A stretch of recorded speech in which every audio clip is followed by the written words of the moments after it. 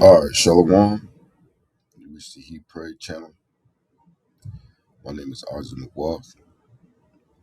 First and foremost, I want to say, call Hawaiian Yahweh, Bahashim, Yahweh Shai, Bahashim, Hawakas. Double honors to the apostles and elders, 7:13:19, where I learned this truth from, and who rule well. Salutations to the Bakiyar, the elect, the 144,000. That's 12,000 men from each of the 12 tribes of Israel. 12 tribes of Israel consist of you so-called blacks, Latinos, and indigenous of America.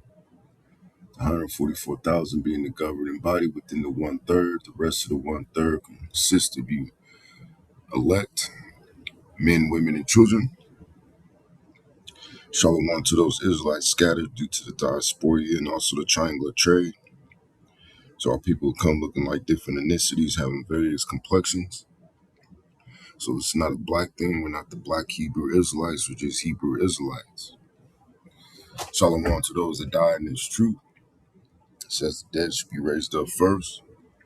Those that will be accompanying Yahweh Shah on his return, including our King, King Mashah, who is King David. As always, it's an honor and privilege, honor and blessing to continue to do this work.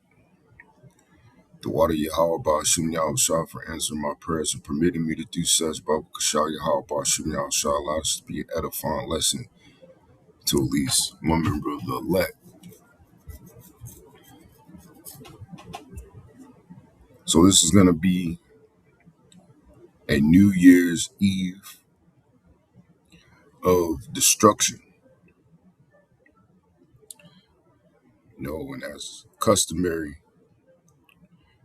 I want to say, Baba Kashah, Baba Kashah, Baba Kashah, Yahweh Ba'ashim Yahweh Shah, Ba'ashim Harakhakwadash, Shalak Rayam, Shalak Mawath, Shalak Haragim, La, to all you false brethren, to all you false prophets, to all you apostates, to all you agents, to all you niggas, to all you that are unmerciful, to all you extortioners, to all you that steal, to all you that come against Yahweh Ba'ashim Yahweh Shai, man. Baba Kashah, Baba Kashah, Baba Kashah, Yahweh Ba'ashim Yahweh Shai, Ba'ashim Harakhakwadash. Amen, man. May you be put to death this year. But, you know, you got some of these niggas that always harped on the house of David waxing stronger and stronger, and the house of Saul waxing weaker and weaker. And come to find out, they're the house of Saul waxing weaker and weaker.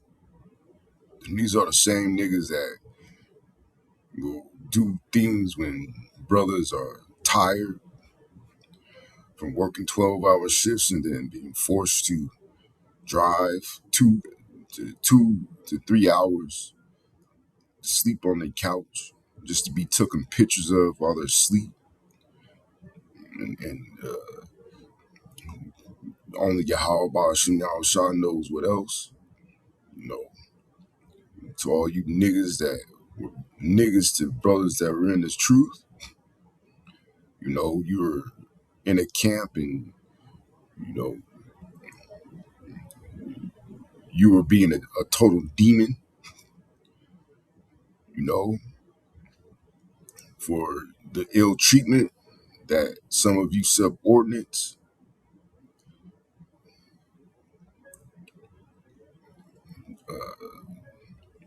displayed while you were in the camp, and all the lies that and slander that you niggas told, man. May Yahweh Ba'ashim Yahweh Shah kill you this year, man. And of course, the sword cuts two ways. If I'm wicked, Let Yahweh Bashim Shah destroy me. So without further ado, this is the New Year's Eve of destruction, man. So the first precept, we're going to use AI, which, this is a milk scripture. This is Isaiah chapter 28, verse 9. It says, "Whom shall he teach knowledge, and whom shall he make to understand doctrine?" So ultimately it's Yahweh Bashim Shah, that is working through certain men who are set up to be teachers, to teach other men, what they've received from Yahweh Bashim Shah. No one received anything of themselves, man. Everything that we have is a gift, whether it be good or whether it be evil. You know, it says, "Them that are weaned from the milk." Milk represents the basic scriptures, the basic understanding, man. You got to start at the basics to build your foundation, the foundational period or scriptures, you know, so you can digest the heavier things, the meats, right? It says, "And drawn from the breast, for precept must be upon precept, precept upon precept, line upon line, line upon line, here little and there little." And that's how you read the Bible, man. You don't read the Bible as if it's some regular old book, man. You got to read it a certain way to get the certain understanding and to prove that it's true. Because a lot of times you niggas, you believe in things that is not a theme in the scriptures. Truth has a pattern of being the truth. Point, it says the Most High teaches through precepts, not feel-good sermons. And that's why people are fleeing from these churches, man. From these masjids, right? From these so-called temples, because they see that it's not the math they mathing, right? When it comes to that whole prosperity shit, man. That God is gonna bless you in a place that, he set up to punish you in. No, man, the only blessing is gonna come through that deliverance, and that deliverance through the elect, man, that were predestined to receive that deliverance. It says 2026 isn't about New Year resolutions, which none of you niggas keep those resolutions anyway, man. You was a nigga the whole other solstices, and you're gonna continue being a nigga, man. Every year is so-called your year, like the Dallas Cowgirls, man. You know, so we know that to be just bullshit. All you gotta do is pray, and the Most High is gonna give you the things that you need. It says it's about reading the time through prophecy, right? So, what are Israelite men? What spirit are they supposed to be in? They're supposed to be in the spirit of prophecy right now, man. To say things before, man. That's what's defeating this damn devil, man. You know, this is Second Ezra chapter 9, verse 1. It says, "He answered me then and said, Measure thou the time diligently in itself. And when thou seest part of the signs past, which I have told thee before, which those signs represents the prophecies. And how do you measure? You measure through the scriptures. And it says, do it diligently. So you got to be constantly involved. It says, then shalt thou understand that it is the very same time wherein the highest will begin to visit the world which he made. Right, man. And you think that the so-called white man, you think that he wants that to happen? No, man. That's why he set up his space force. There's no other nation besides, Russia, China, You know, maybe India coming up in the ranks that pose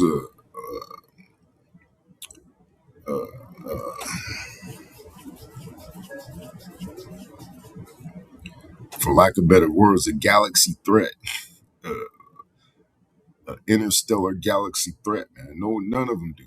Those weapons are pointed out of space to fight Yahweh Shah on his return. You know, so all you people that side with this damn devil, man, you're gonna die with him. It says, therefore, when there should be seen earthquakes, and I think they either said that there was an earthquake in Northern California or they're expecting one. You know, let me, since this is a special video, let me go ahead and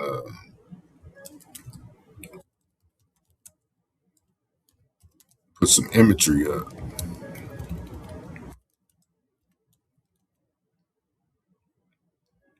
So I'm gonna go to the news.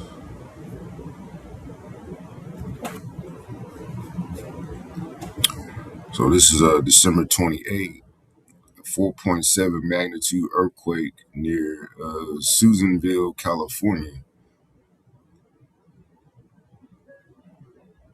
which I believe I've been to Susanville or passed through it. It says series of earthquakes rattle California. Magnitude 3.1 earthquake is latest to shake near San Ramon.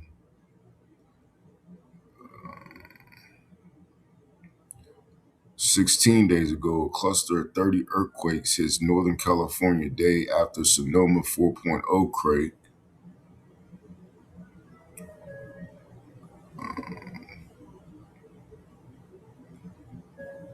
Lock records UK's most powerful earthquake in 2025.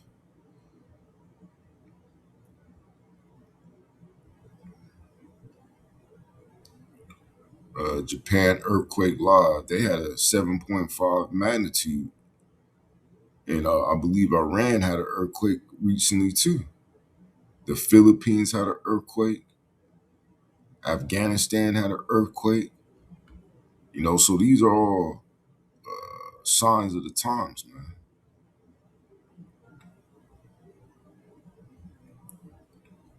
It says, therefore, when there shall be seen earthquakes and uproars of the people in the world, you know, we've seen uproars. Let me see.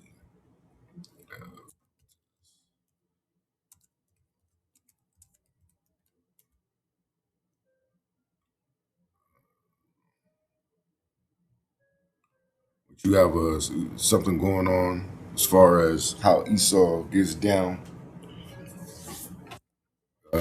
with his regime change pattern. You have protests going on right now in Iran,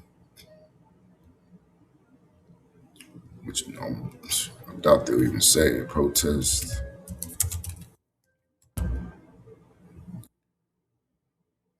It says volunteer in Iran's Revolutionary Guard reportedly killed during widening protests. Iran in shutdown as protesters storm governor's office. Crowd chant death to Khamenei. You know, which this is all set up by Israel and the United States, man. You know, and if I was Khamenei, I'll just issue a decree telling your ass to go back home or get put to death, man. Because we got a war to fight. Protests spread across Iran for third day after currency hits record low. And this is what's going to come into America too when this petrodollar crashes.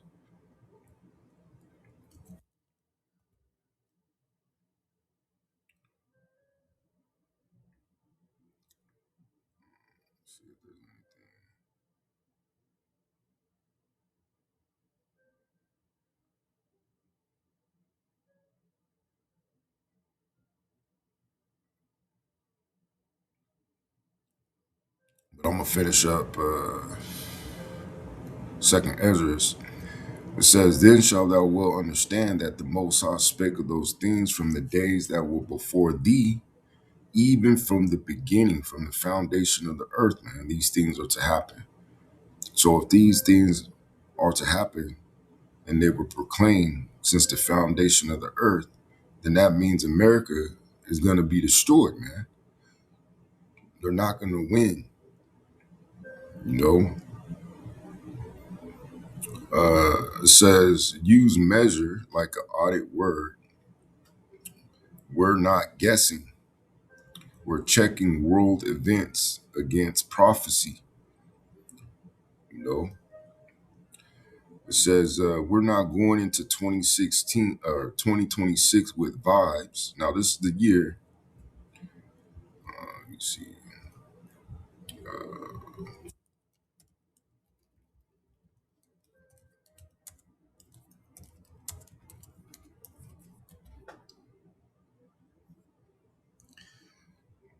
Of America that usually empires die. It says approximately 250 years. The average duration of an empire is approximately 250 years. This statistic suggests that most empires do not last longer than this time frame. Some sources also mention that the average duration of a country is around 158 years, but this is less relevant when specifically discussing empires. So America's and it's not a coincidence that they have the American flag right there, man. And 2026 is the end. That's that 250 years.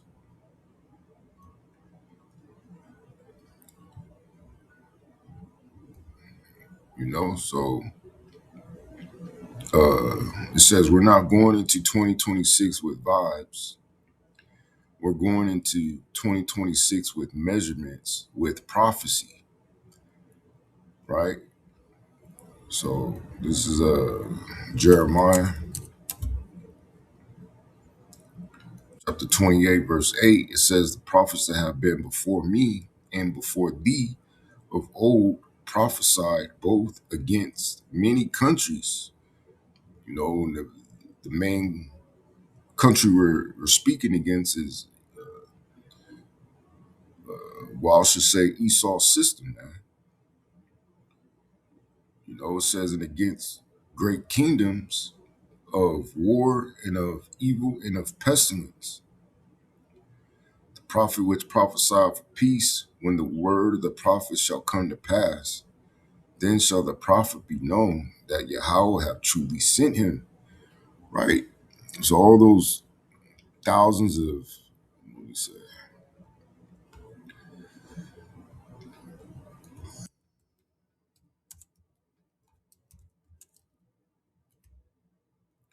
all these thousands of pastors, so-called, you know, they're all false prophets, man. A lot of them are of these heathen nations, which all they are therefore is to continue to perpetuate the Edomite lie, man. As we know these religions to be false, they all came from the same place, which was the Vatican. You know, anytime a Edomite, so-called white man, is at the pedestal, you know, it's something to do with wickedness, man. You know, it says Ezekiel 7:5.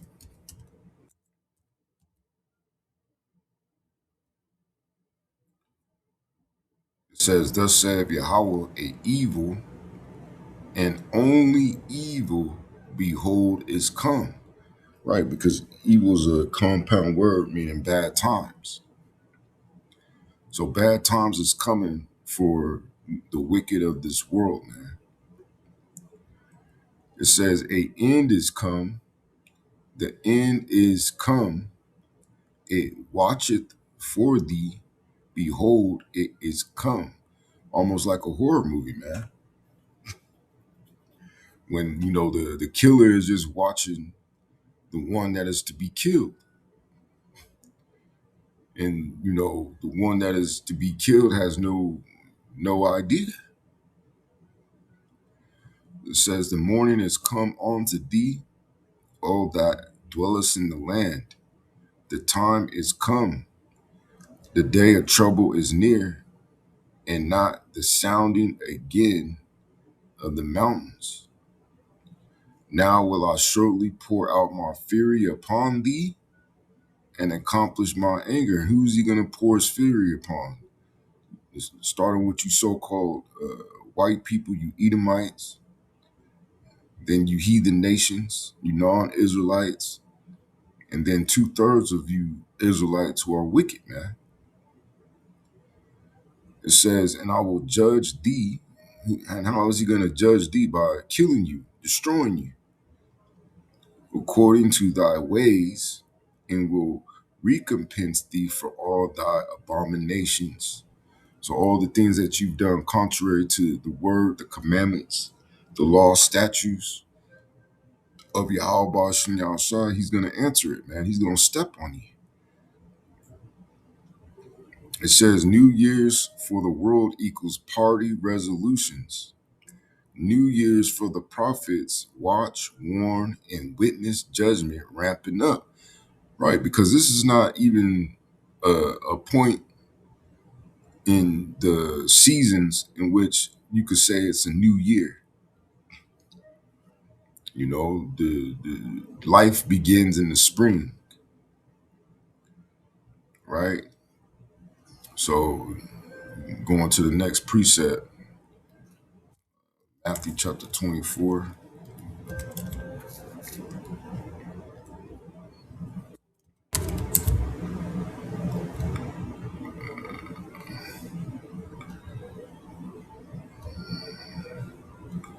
Let's say Mark 7.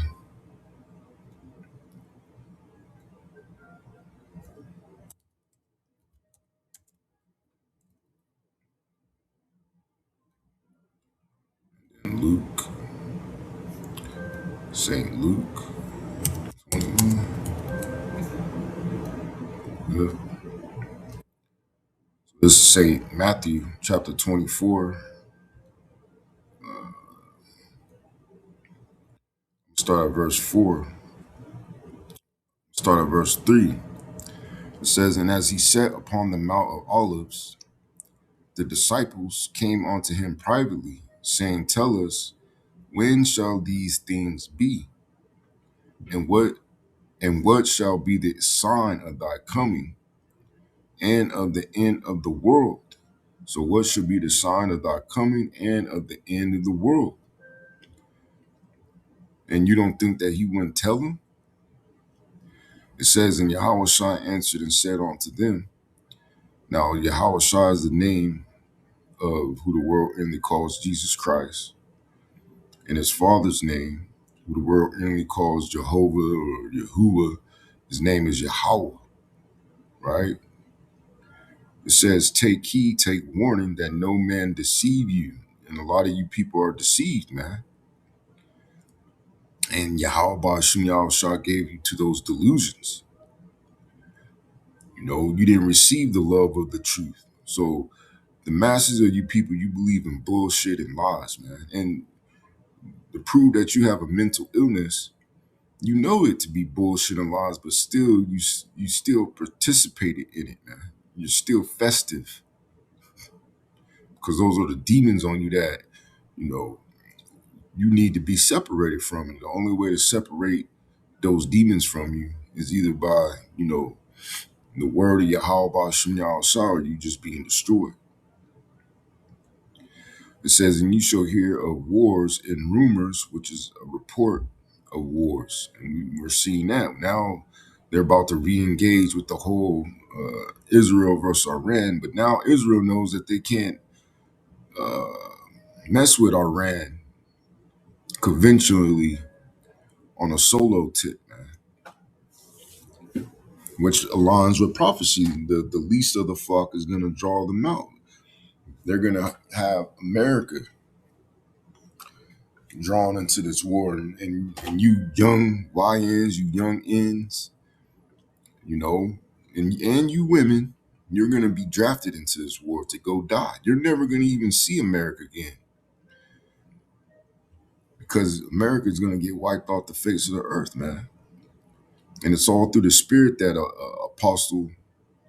Elder Apostle Tahar confirmed that America is going to get hit before Yahweh Shah returns. And I've been saying that, man, going against the grain, that America is going to get hit with missiles before Yahweh Shah returns. And, they're going to try to sue for peace,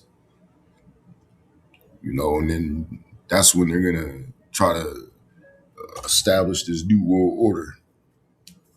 Because how desolate would the American military have to be if all these nations surrounded it with their ships and submarines and not allowing anything to go in or go out? So this is going to be a very destructive war for Esau here in America, man. So hey, I want to say the water Yahweh Ba'ashem Yahshua, man. That broken clock is right again. It says, "See that ye be not troubled, for all these things must come to pass, but the end is not yet. For nation shall rise against nation," and we're starting to see glimpses of that. You saw the little skirmishes between China and India, and I believe Pakistan and another nation.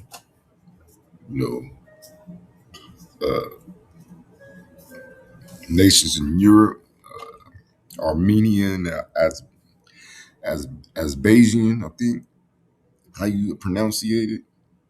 Then of course you got Ukraine and Russia, and which is basically Russia versus NATO and United States, man. And Russia's handling business. It says, in kingdom against kingdom, you even have the UAE striking certain targets, rising up against another nation. It says, and there shall be famines, and these wars are going to produce famines because, you know, these companies are not going to be able to ship without a buku insurance policies, man. They're going to really tax the buyer, you know, with insurance, just to navigate through World War III, man, if at all, which that's gonna produce empty shelves, man, overnight. Especially when they go to war with China, man, that will collapse the United States overnight, man. You won't see too much of anything in these Targets, these WalMarts, these big box stores. No, and then that's when that's when you're gonna panic, man. And then all those people that were gearing up for this day, that's when, they're going to do their thing. All the people that want blood on their hands, because there's a lot of people that have been, training and gearing up for these times, man. But as men of Yahweh Ba'ashem Yahushua, we're not to be involved. Sometimes, yeah, it's a bummer. It's a bummer. But unless the Most High give you spiritual powers, we're not to be involved. The scriptures say to wait upon him, man. We'll get our lick back in the kingdom.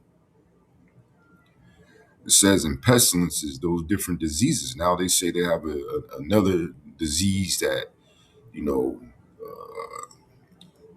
makes your coughs feel like you're swallowing razor blades, which even here in this city that I'm in right now, these are some of the most nastiest, inconsiderate MFers I ever met, man. They cough on all types of shit, go to the gym, they don't want to clean the machines that they used,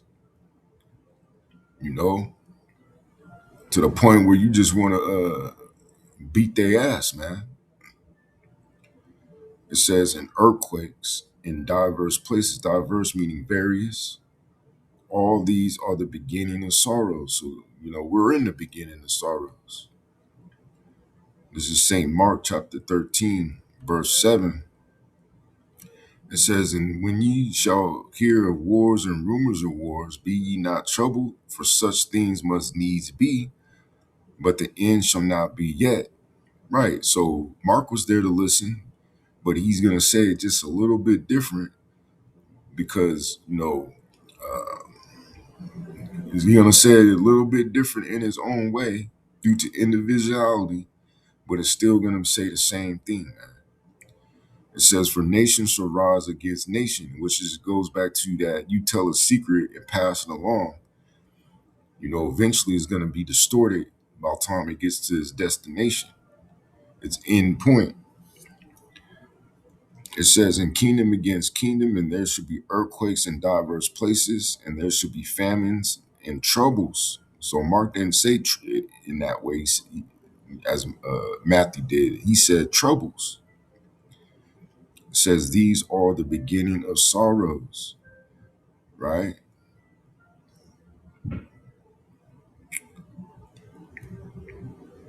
Then Luke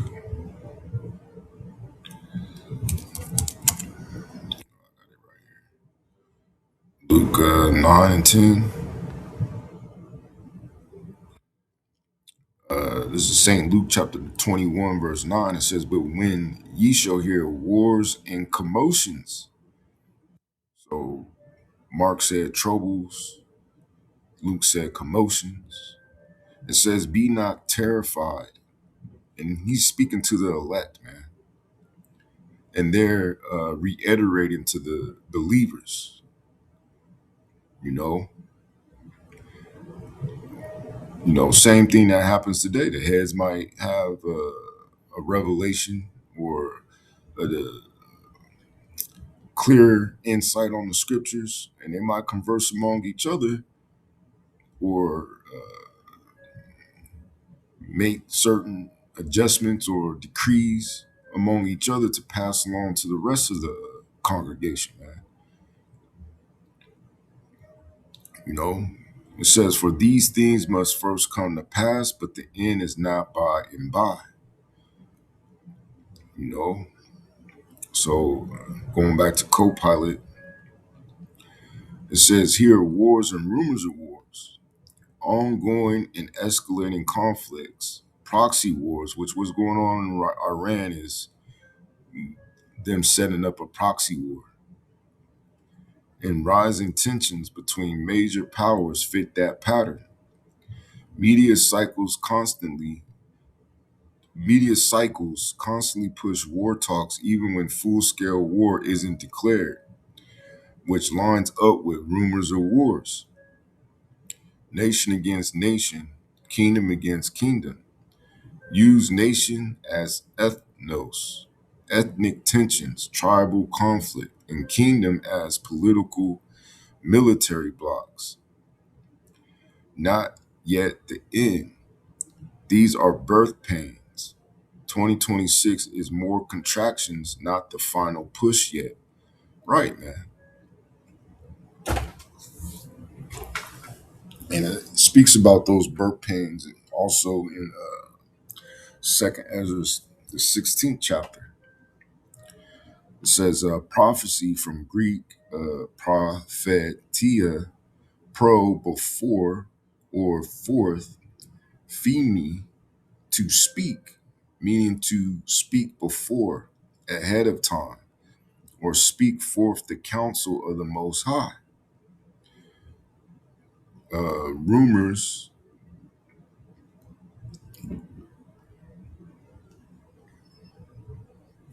rumors from Matthew 24 and 6. A kale, root of our word acoustic, what is heard, meaning reports, hearing, news. Overlay, media narratives, intelligent links, breaking news that may or may not materialize into full war. Which example in real time is those drones striking or attempting to strike Vladimir Putin's presidential palace. It says wars, Greek, polemos, meaning conflict, battle, extended campaigns. Root idea, long organized conflict, not just random flare-ups. Hold on real quick.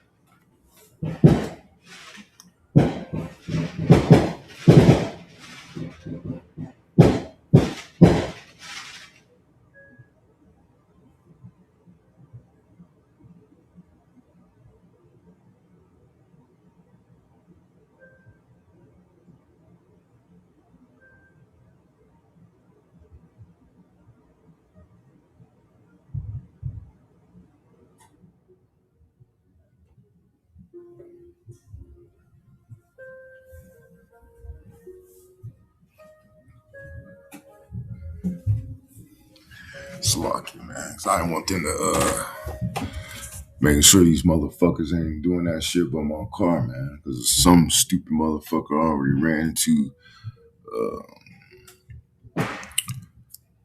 what do they fucking call it? The covered parking thing, man. And these niggas be acting like they can't get touched.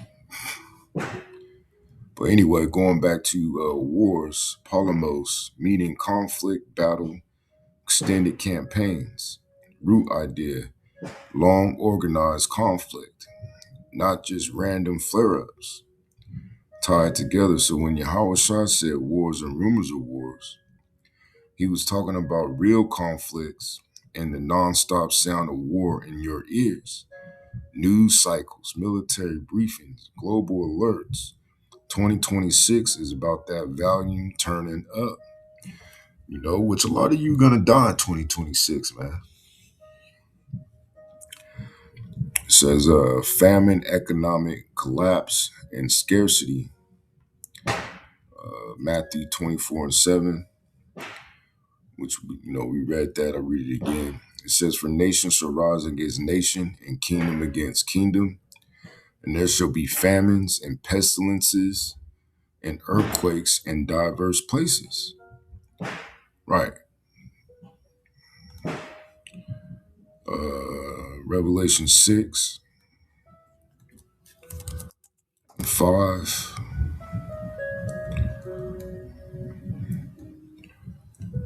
It says, and when he had opened the third seal, I heard the third beast say, "Come and see."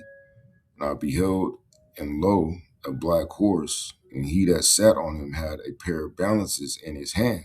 And I heard a voice in the midst of the four beasts say, "A measure of wheat for a penny, and 3 measures of barley for a penny, and see thou hurt not the oil in the wine." Right, man, which represents this wisdom and knowledge. So there's going to be a famine for you fucking niggas, man. That's what you got to look forward toward in 2026. A famine that's going to starve you niggas the fuck out. Have you eating your own children, man. Because, hey, how about Shimon Shah is not going to be playing, man. Instead of fireworks, you're going to start hearing missiles over your head, man. This is 2 Ezra chapter 15, verse 5. It says, "Behold, saith Yahweh Shimon Shah, I will bring plagues upon the world, the sword, famine, death, and destruction." So he's not bringing prosperity. He's bringing the sword, famine, death, and destruction, man. And people are going to get caught out there because you're wicked. Jumping down to verse 49, it says, "I will send plagues upon thee, widowhood, poverty, famine, sword, and pestilence, to waste thy houses with destruction and death." And they ain't telling you these things in these Christian churches, man, because there's no truth in those churches. It's nothing but a big money-making business,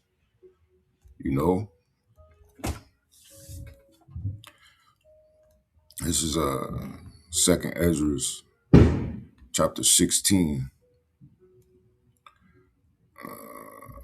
verse 18, it says, the beginning of sorrows and great mournings, the beginning of famine and great death, the beginning of wars, and the power shall stand in fear, the beginning of evils.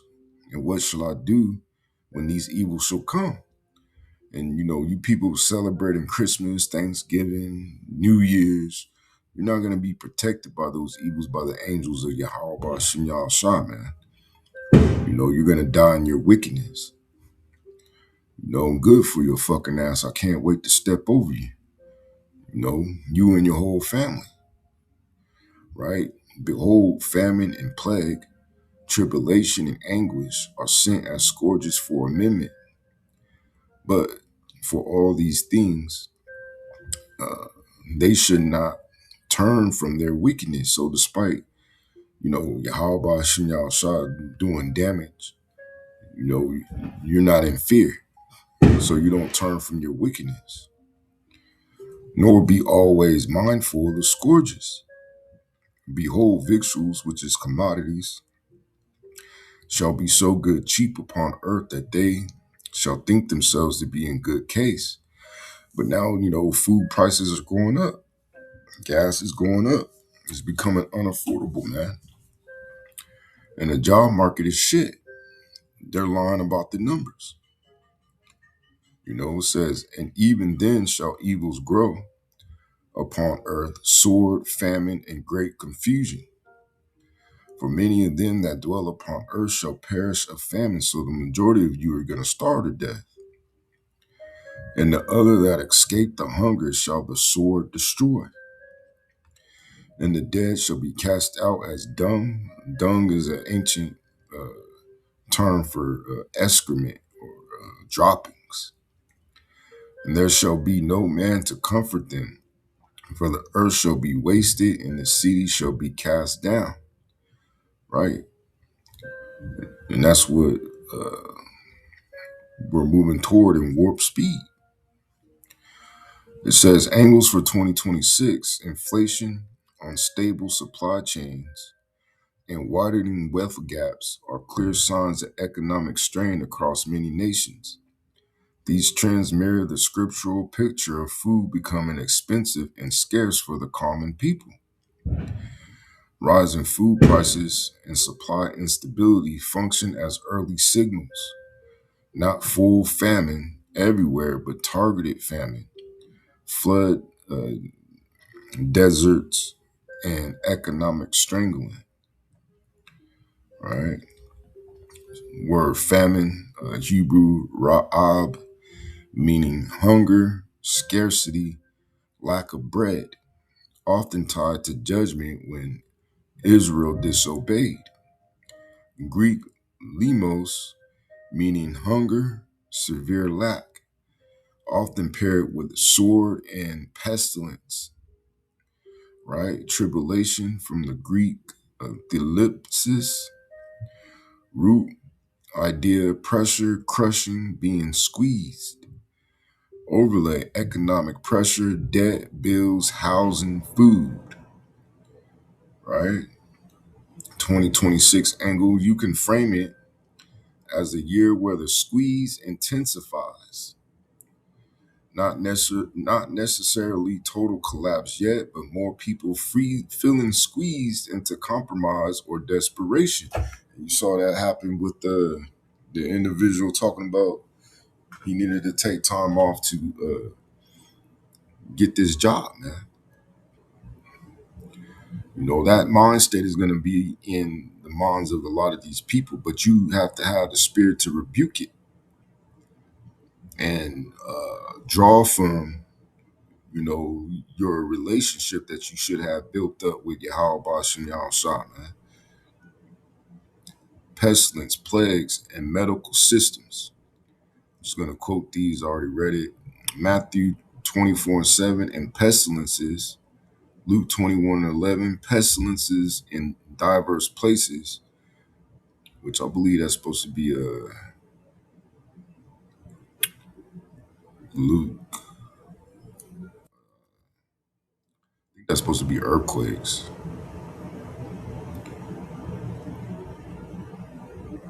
Yeah, meaning earthquakes in various places, but same thing that Matthew was saying, right? Second Ezra 15:49, sending plagues upon widowhood, poverty, famine, and sword. Revelation 6:8, death and hell to kill with sword, with hunger, and with death. So let's go there real quick. The fourth seal, death. Revelation chapter 6, verse 7. And when he had opened the fourth seal, I heard the voice of the fourth beast say, come and see. And I looked, and behold, a pale horse, and his name that sat on him was Death. Now, this is going to be Death's final, hoorah, killing you niggas, man. So he gonna savior it. It says, and hell followed with him, and power was given unto them over the fourth part of the earth to kill with sword, and with hunger, and with death, and with the beasts of the field, or the beasts of the earth. You know, so going back to Copilot, says recent and emerging diseases and recurring outbreaks and fears of future pandemics align with the prophetic pattern.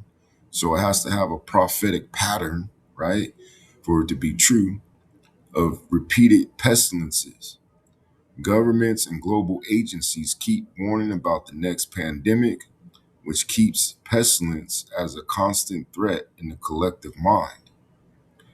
Health system overload, pharmaceutical dependence, and distrust of institutions feed into the sense that the world is under both physical and psychological plagues. Word breakdown, pestilence, Hebrew debar, meaning plague, disease, frequently paired with sword and famine in judgment passages. Greek laimos, meaning a plague, pestilence, any deadly infectious disease. Let me see something.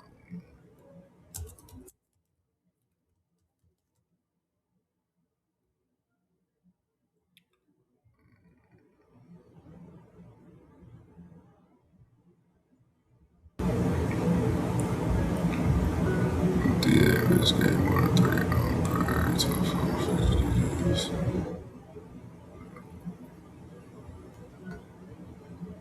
see something real quick.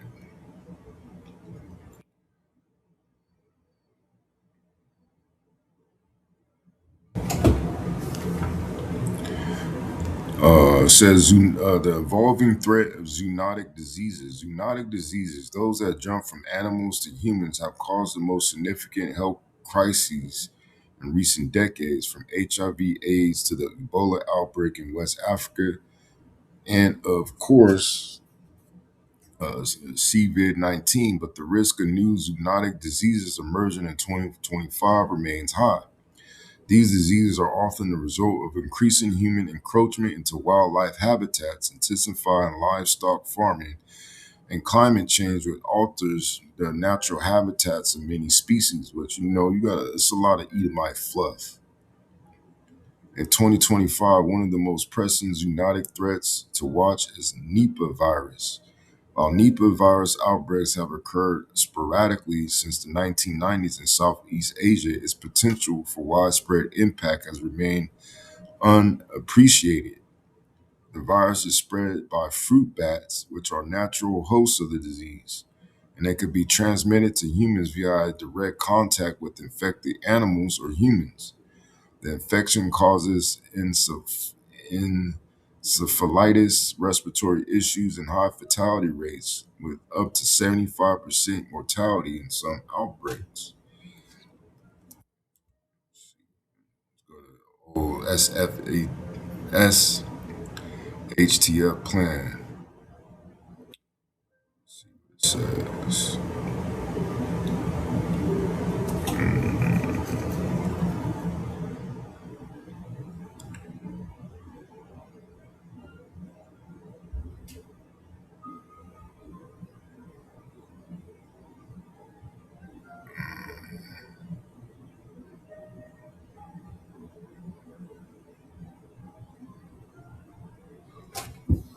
I'm not gonna go search for it, but you get the point.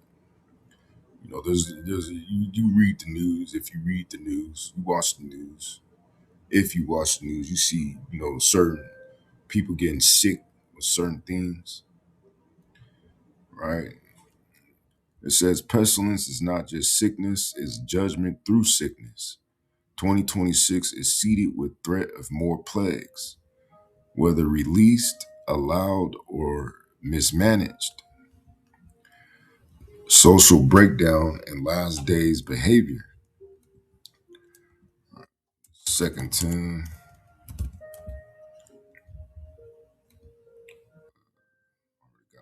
Matthew, Isaiah 24.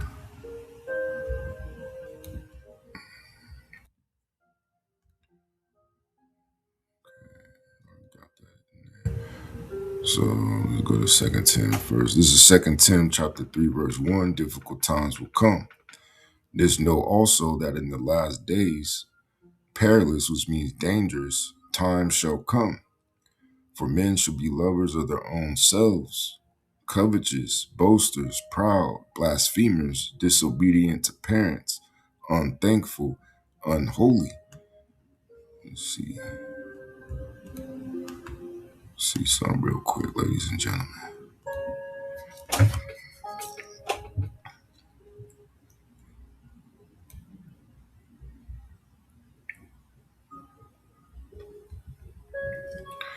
So, for men shall be lovers of their own selves. This is the root of the entire list.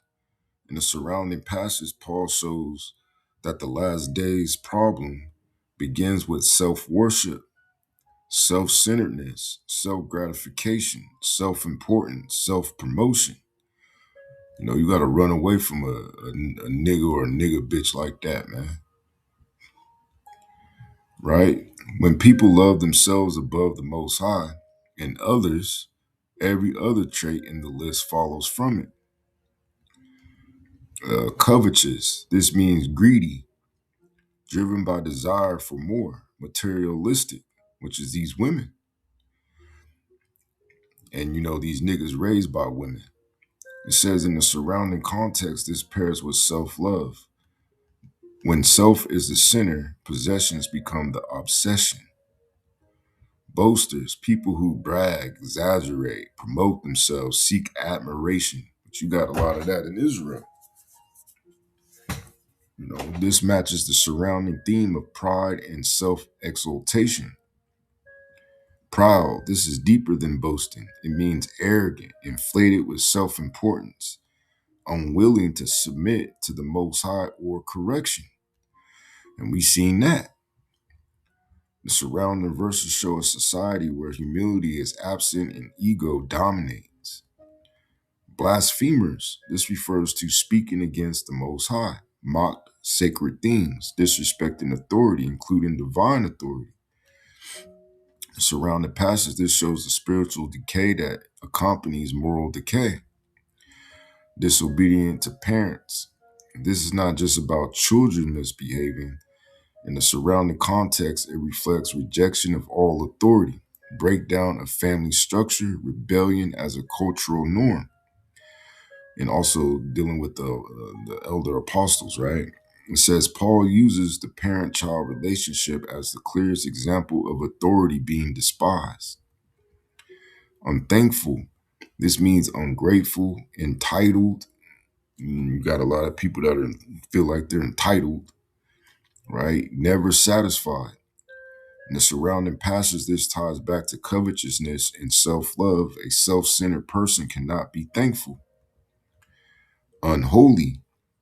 This means morally impure, indifferent to what is sacred, living without reference of the Most High.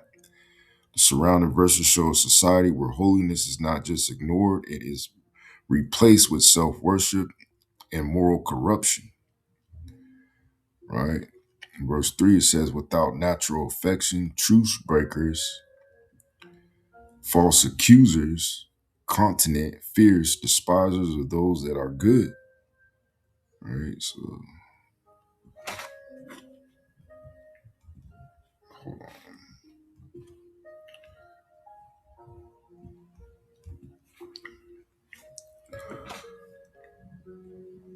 It says, without natural affection, in the surrounding passage, Paul is describing how normal human bonds break down.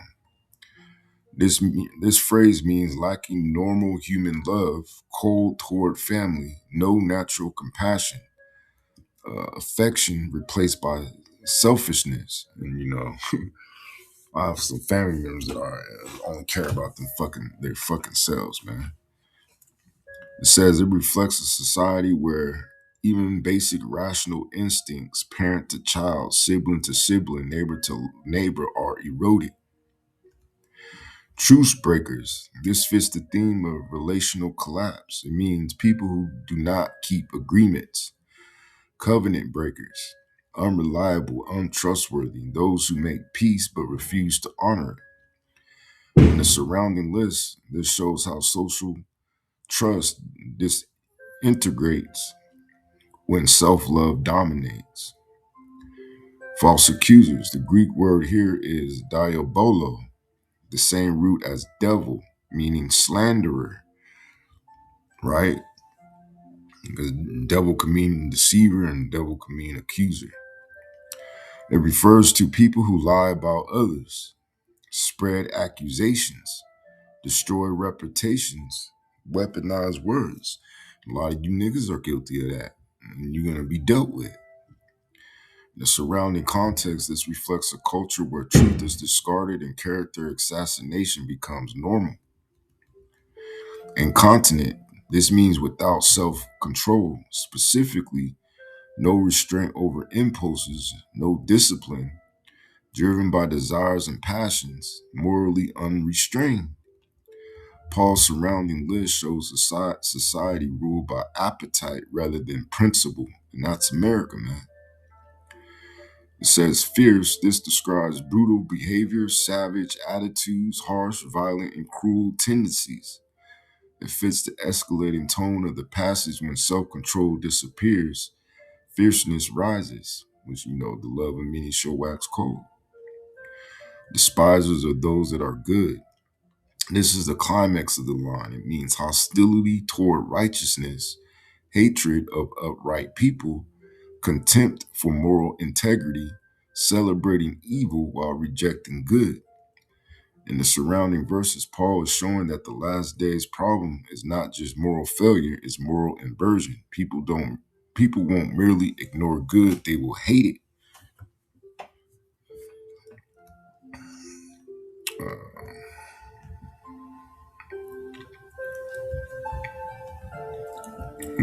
Verse 4, traitors, heady, high-minded, lovers of pleasures more than lovers of the Most High, right?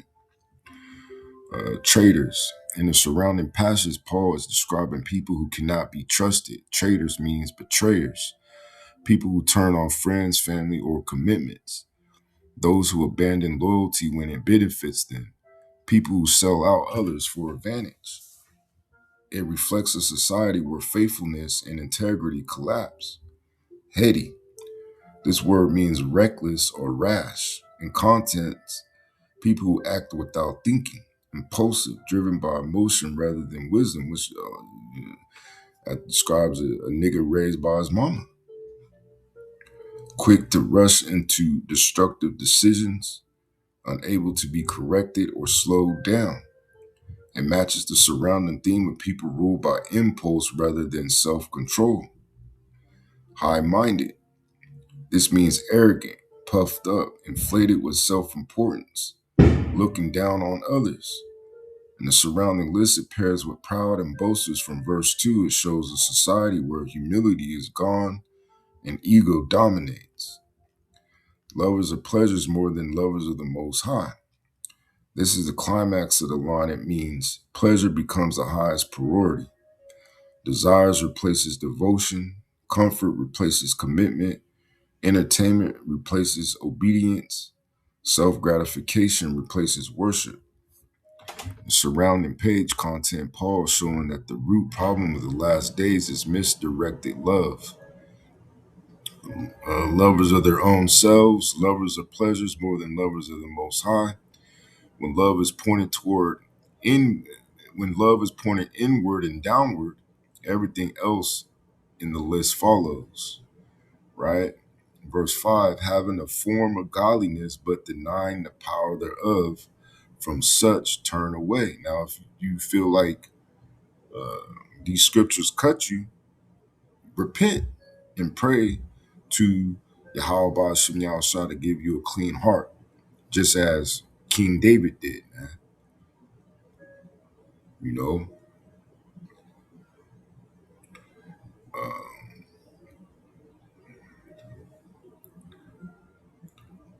Matthew 12 and 24.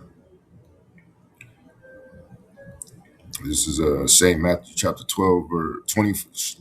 This is St. Matthew chapter 24, verse 12. And because iniquity, sins upon sin, shall abound, the love of many shall grow cold or wax cold, man.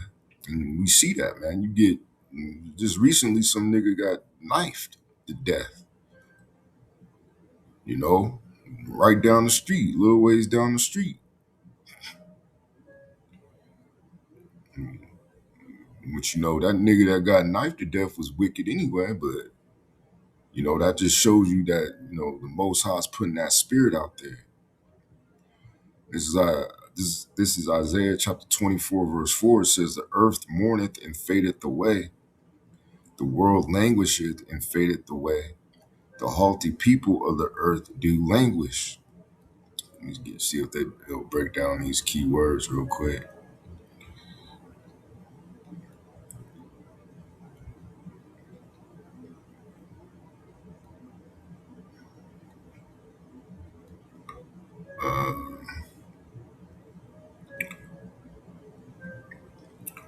The earth mourneth and fadeth away. It says in the surrounding context, the earth is not just soil, it represents the entire inhabited world.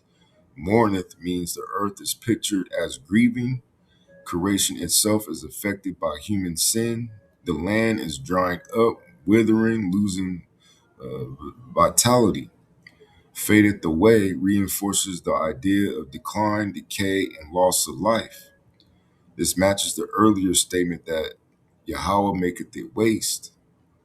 The world languisheth and fadeth away. The repetition intensifies the message. Language means to grow weak, to lose strength, to waste away. Surrounding page content shows a universal collapse, not just one nation, but the entire world order. The double use, earth, world, emphasizes that no region escapes. The haughty people of the earth do languish. This is the key point of the verse. The surrounding chapter repeatedly highlights human pride as the root problem. People have broken the Most High's covenant. They have lived arrogantly. They have ignored the Most High's laws. Haughty people refers to the proud, the self-exalted, those who trusted in their own power. Their languishing means their strength collapses, their pride is humbled, their security evaporates. The judgment hits especially those who exalted themselves. The earth also is defiled under the inhabitants thereof, because they have transgressed the laws, changed the ordinance, broken the everlasting covenant. And, you know, that's Esau, man. Therefore have the curse devoured the earth, and they that dwell therein are desolate.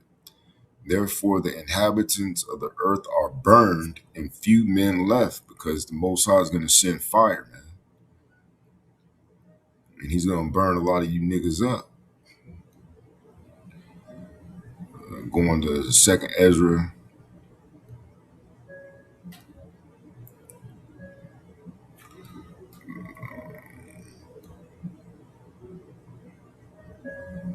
chapter 15. I think it quoted 15 verse through 19.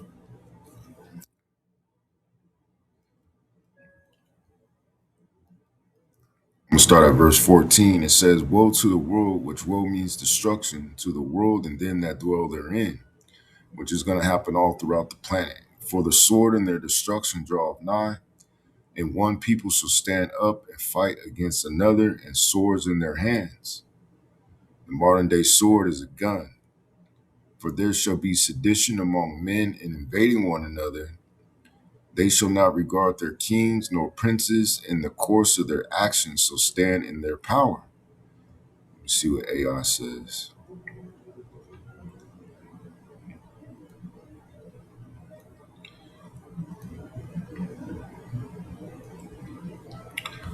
For there shall be sedition among men. In the surrounding page content, the chapter is describing rebellion, uprisings, internal conflict. Right? Sedition means people rising up against authority, refusing to obey rulers, and turning against one another. This matches the tone of the previous verse. Woe to the world, for the sword and the destruction draweth nigh. The chapter is painting a picture of civil unrest and invading one another. The surrounding verses describe famine, fear, and social collapse. Invading one another means people breaking into each other's homes, communities turning on each other, no respect for boundaries or property. Verse 19 expands this idea. Man shall have no pity upon his neighbor and spoil their goods because of the lack of bread. So the invasion is driven by desperation and lawlessness. They shall not regard their kings nor princes. This ties directly to the theme of sedition. It means government authority collapses, rulers lose control, people no longer obey laws, the social order breaks down. In the surrounding page content, the Most High is describing a time when human leadership becomes irrelevant because of chaos overwhelms society. In the course of their actions shall stand in their power. This is the climax of the verse. It means people will do whatever they want. Their own strength becomes their law. Might makes right. No external authority restrains them. In the surrounding chapter, this is the natural result of famine, fear, rebellion, societal collapse. People act purely on impulse and survival instinct. You know, continuing, it says, a man shall desire to go into a city and shall not be able. They're going to have these countries locked down. You know, they're going to have these states locked down, and they're going to have these cities locked down. Man. It says, for because of their pride, the city shall be troubled, and houses shall be destroyed, and men shall be afraid. A man shall have no pity upon his neighbor, but shall destroy their houses with the sword and spoil their goods because of the lack of bread and for great tribulation. You know, but these things are not going to touch the elect, man. Right? So it says, angles, rising crime, protest against authorities and disregard for law line up with no regard for kings nor princes. Cold love equals social media cruelty, isolation, betrayal, family breakdown. Word breakdown, perilous. From 2 Timothy chapter 3, verse 1, Greek, chalipos, meaning hard to bear, dangerous, fierce. Same root idea as savage conditions. Iniquity, Matthew 24 and 12, Greek, anomia, A equals without, nomis, law, meaning lawlessness, living as if the Most High's law doesn't exist. 2026 overlay, intensifying lawlessness, especially because people see systems failing and decide to take matters into their own hands. Surveillance, control, and the beast system, you know, which goes back to the mark of the beast, right? The micro C hit.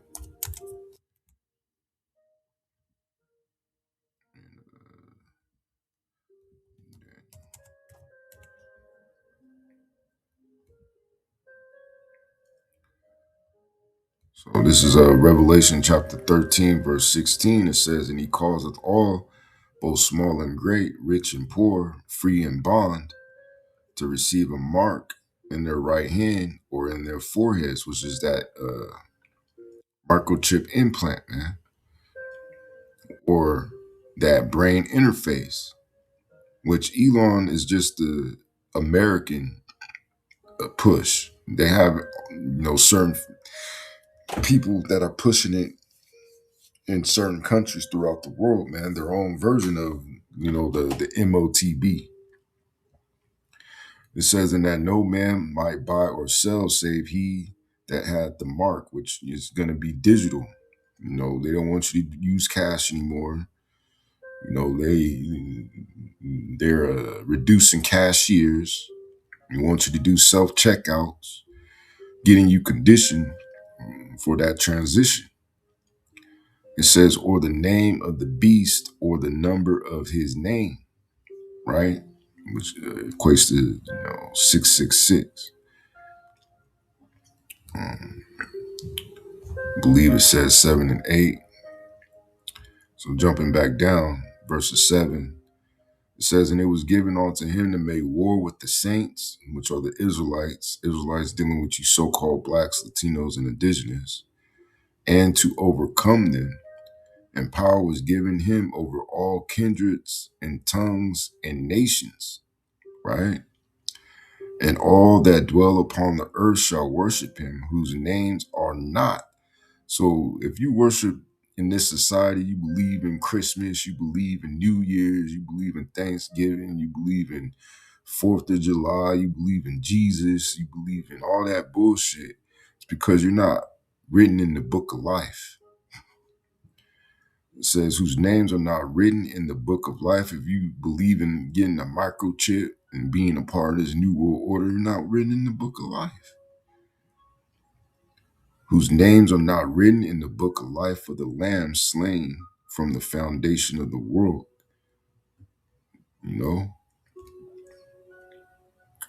Going to Daniel chapter 7, verse 8 or 7. It says, after this I saw in the night visions, and behold, a fourth beast, dreadful and terrible, which is dealing with the Romans, which America is the final extension of Rome, and strong exceedingly, and it had great iron teeth, which gives it away. The Romans were specialists in arm. It devoured and brake in pieces and stamped the residue with the feet of it. And it was diverse from all the beasts, one being because of its political system, that were before it, and it had 10 horns, which those 10 horns represents NATO and the EU. I considered the horns, and behold, there came up among them another little horn, before whom there were 3 of the first horns plucked up by the roots. And behold, in this horn were eyes like the eyes of men, and a mouth speaking great things, which I believe that little horn is dealing with America, if I'm not mistaken. Because those 3 horns were, I think it was France, Britain. Let me see.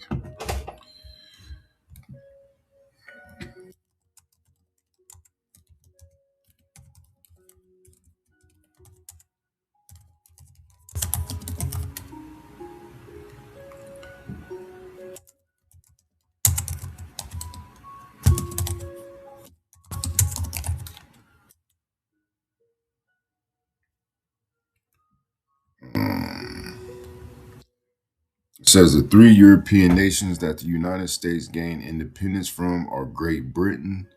The U.S. declared independence from Great Britain on July 4th, 1776, with the adoption of the Declaration of Independence. Spain, the Spanish Empire, Portugal. Although Portugal's influence in Americas was limited, it was one of the European powers that had a colonial presence in the region.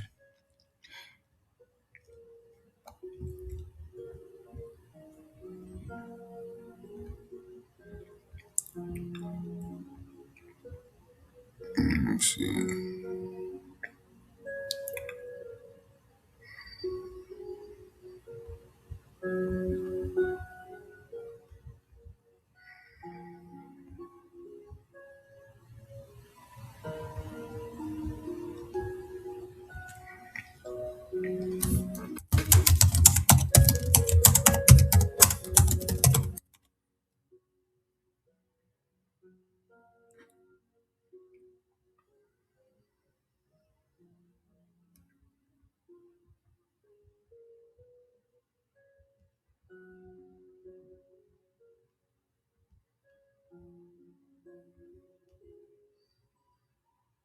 The little horn rises after the 10 horns, right?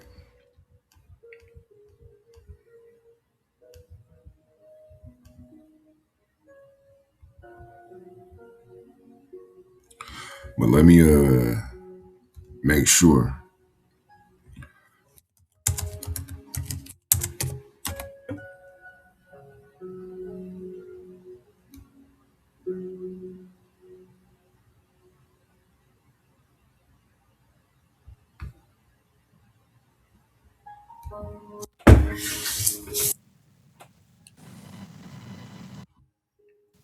The 10 horns, Belgium, Luxembourg. So they're kind of right on this.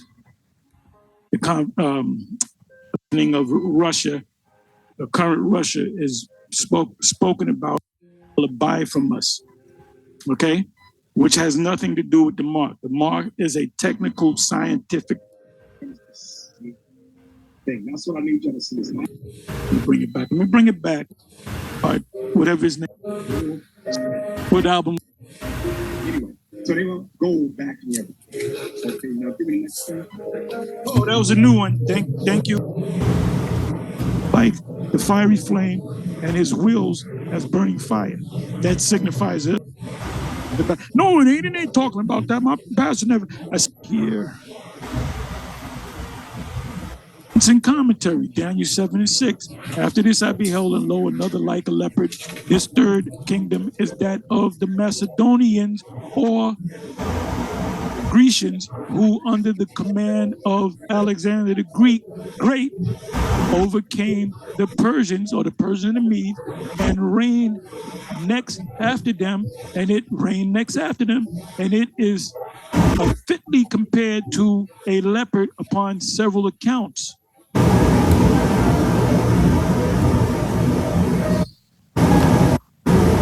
So I don't got to read no more. And after this, I saw night vision, behold, the fourth beast, dreadful and terrible, strong exceedingly. Let's see what that means. Like I said, if you tell a dumbass, a monkey-minded Christian, like if you tell vocab, no, that's not, you going off. It don't mean that. It doesn't mean that. Well, going by your top scholars, man. A fourth beast, dreadful and terrible, right? Let's see what they say. Let's do it this way. Okay, here it is, Benson. Thank you, Benson, with commentary. Daniel 7 and 7, behold, the fourth beast. The fourth beast can be no other than the what? The Roman Empire. We don't got to read no more. We don't got to read no more.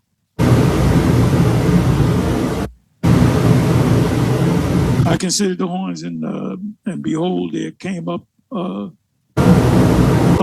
them another little horn. Now they'll say, now you look that up, they'll say it's Antiochus Epiphanes, not Antiochus Epiphanes, even though he's known as the little horn in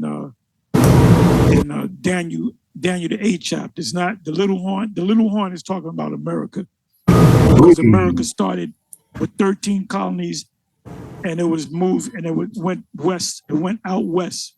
So I was right. There's a doctrine called the Monroe Doctrine. Look that up. Right again. There was another doctrine or saying, what is it called? A manifest destiny. Look that up. So it started off small because it was a colony of Great Britain. Then it ventured out. So it started off small and became great. Why did it become great? Because of the fulfillment of prophecy. And they're not going to tell you that it's talking about America. The Ancient of Days did sit. That's talking about this is getting ready to happen. I beheld till the thrones were cast down, and Ancient of Days did sit. That's the Heavenly Father, Yahweh, whose garment was white as snow. So he saw, Daniel saw him sitting on the actual throne. That's what he saw, a throne. It was an image of.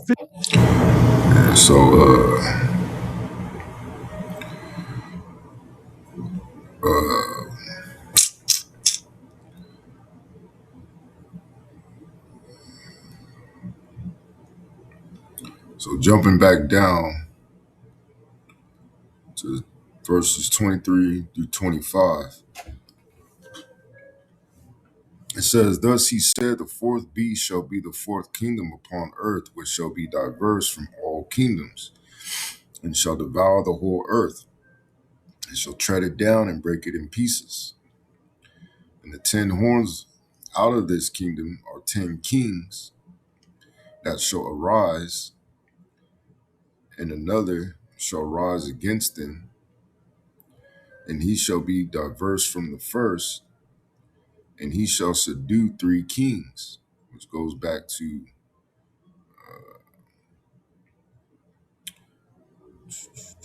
verse 8. You know, those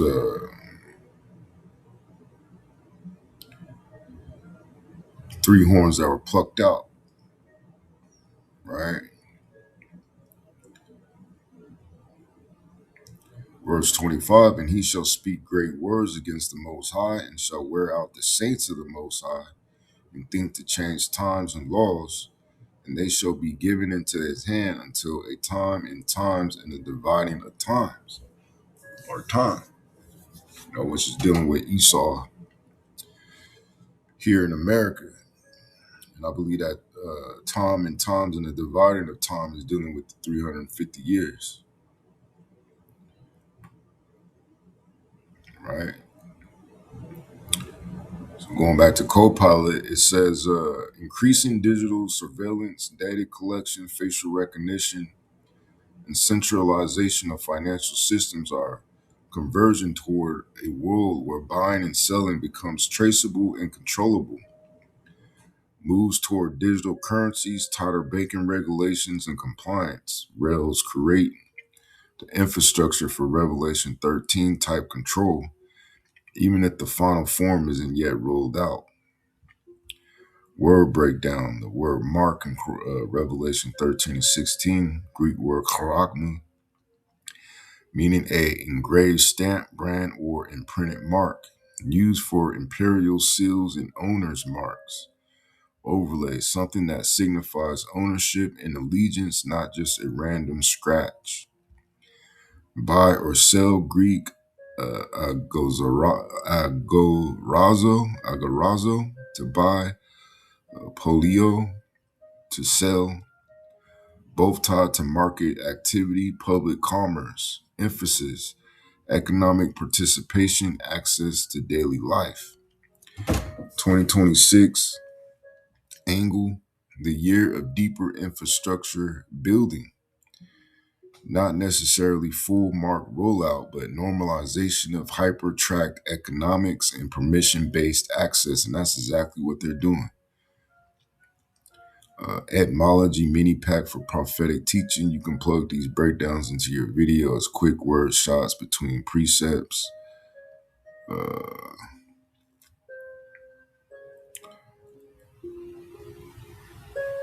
Let me see if I want to see. So it says prophet, prophecy, Hebrew, Nabi, one who is called, announces, proclaims. Hebrew, Nabba, to bubble up, to speak by inspiration. Greek, prophetess, one who speaks forth before others. A prophet doesn't guess, he relays what the Most High puts in his mouth. Destruction, Hebrew, shakath, to ruin, corrupt, destroy. Greek, a polyia, ruin, loss, utter destruction. Not always instant obliteration, often slow ruin, decay, systems collapsing from inside. Watch, watchman, Hebrew, safa, tazafa, to look out, spy, keep watch.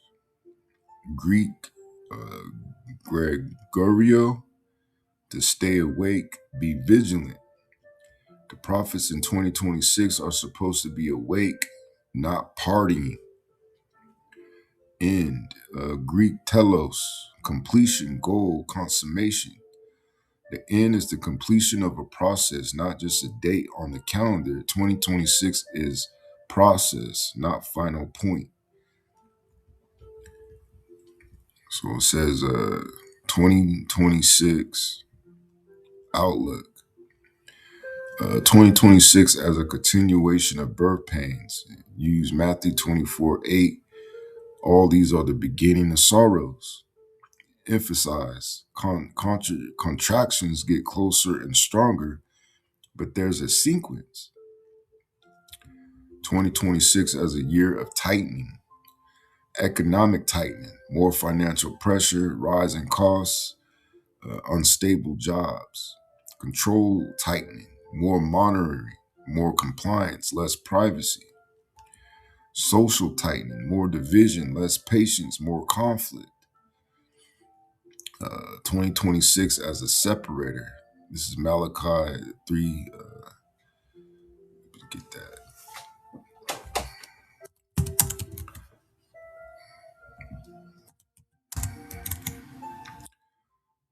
Malachi chapter 3, verse 16 says the book of remembrance, which the Bible is not a fairy tale book. It's a history book. It's the history book of you so-called blacks, Latinos, and indigenous. It's Malachi chapter 3, verse 16. Then they that feared Yahweh spake often one to another, and Yahweh hearkened and heard it, and a book of remembrance was written before him. For them that feared Yahweh and that thought upon his name. And they shall be mine, saith Yahweh armies of hosts, in that day when I make up my jewels, and I will spare them as a man spareth his own son that serveth him. Then shall ye return and discern between the righteous and the wicked, between him that serveth the Most High and him that serveth him not. Right.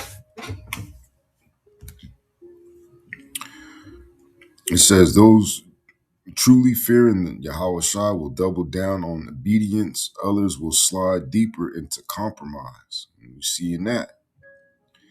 That's why Elder Apostle Tahar coined 2026 the year of the apostates, the false prophets, the agents, the false brethren, etc.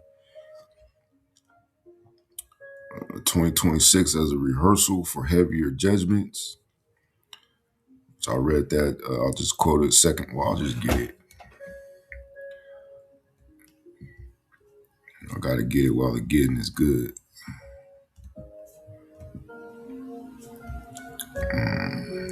Let's quote 18, 19. Second Ezra chapter 16, verse 18. It says, the beginning of sorrows and great mournings, the beginning of famine and great death, the beginning of wars, and the power shall stand in fear. The beginning of evils, and what shall I do when these evils shall come?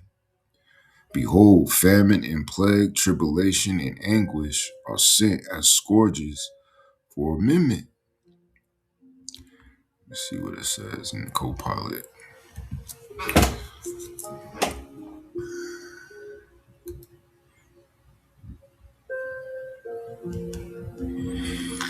It says, behold, famine and plague in the surrounding page content, the Most High sending famine, lack of food, plague, disease.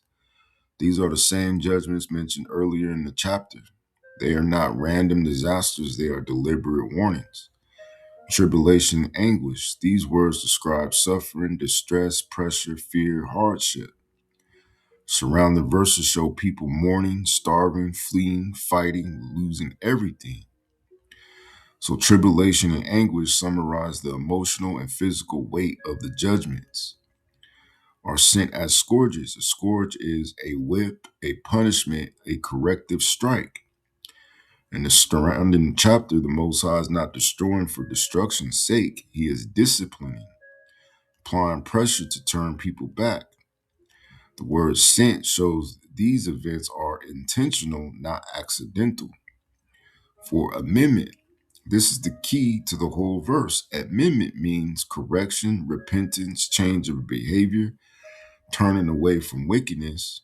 The surrounding page content repeatedly shows that people refuse to repent, ignore the warnings, continue in wickedness. So the purpose of the famine, plague, and tribulation is to correct, not simply to punish. You know? It's gonna be a lot of straightening.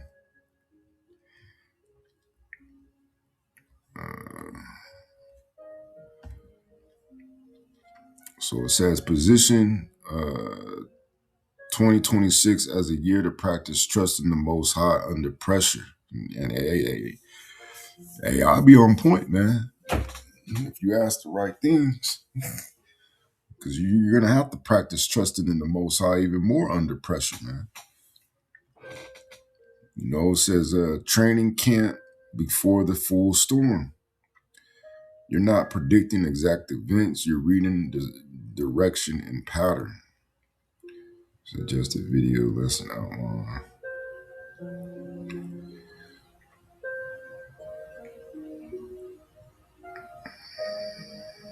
So it says push, tighten obedience, law, faith, charity to the body, detach from Babylon's mindset, watch, fast, pray, and teach.